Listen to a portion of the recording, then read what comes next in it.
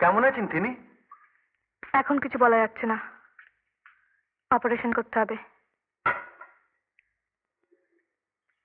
শুধু আমার লজ্জা হচ্ছে যে সবটাই তো আমার জন্যে, কিন্তু আমি বা কি করেছি?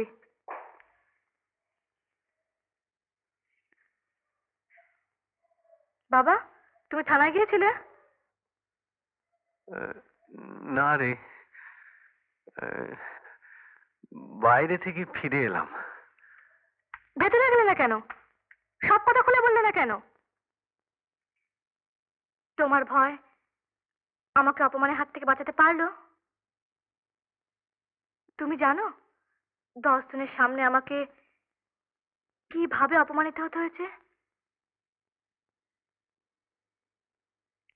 আমার আর সুবিনয়ের কথা একটু কম ভাবো বাবা। চিরকাল সবার কাছে যেভাবে মাথা উঁচু করে চলে এসেছো, সেভাবেই চলো।